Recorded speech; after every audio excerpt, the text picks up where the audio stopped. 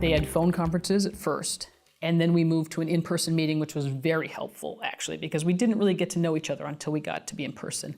And then after that in-person meeting, they started to move to video conferences, which were also helpful. I think one of the things that really helped in feeling like I was an even participant in the panel is that they actually asked me early on to present about my expertise area, which in this case was lesbian, gay, bisexual, and transgender people.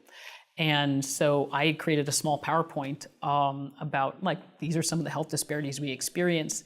This is why it's important. This is some of the discrimination we experience.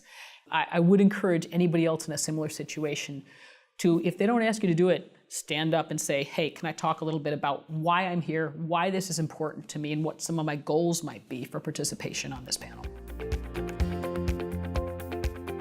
I think it's always really hard to represent an incredibly diverse population as one person. So I would reach out to my own community and put kind of a broad call of, what would you like me to say? You just have to remember that not only are you representing a group, and you should think about how you can ask that group for input, but in addition, you should always caveat what you talk about, that you can't represent the whole population, but you also have to just be a smart brain for the intention of the group and make sure you participate, because that's how they'll respect you. In this advisory panel, I'd been making suggestions, and I realized that it wasn't easy for them to adopt some of them. And what I ended up doing was I talked to the advisory panel members about how important it was and asked them if they could do something about it. And they actually helped me by saying, well, can you write that up for us? So I ended up writing a letter from our advisory panel up to the next advisory panel, which would then go to the head of NIH. And I talked about why it was important to do this and what it would change and how that would make a difference.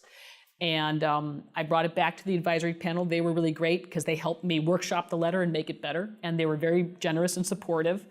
And I was worried they wouldn't want to sign on, but they were absolutely there. We were a team, we were a group. They're like, of course we will support your letter, and of course we will support your cause because it's our cause. Google has been doing all this research on what makes a successful group versus not a successful group. And after being stumped for the longest time, despite how much data they were collecting, they found two things that were really important. One, the group had to share on personal values. Two, everybody in the group, no matter what their level, had to speak equally. So that's what creates a successful group. So it's a way to think that, it's a way to consider as you walk into this, are you building personal relationships with the people, and are you all talking equally? Because if not, then it may not be a successful advisory panel yet. If you aren't talking equally, you may be holding the whole group back, not just being quiet. You may be, pulling them back from actually being as successful as they can be.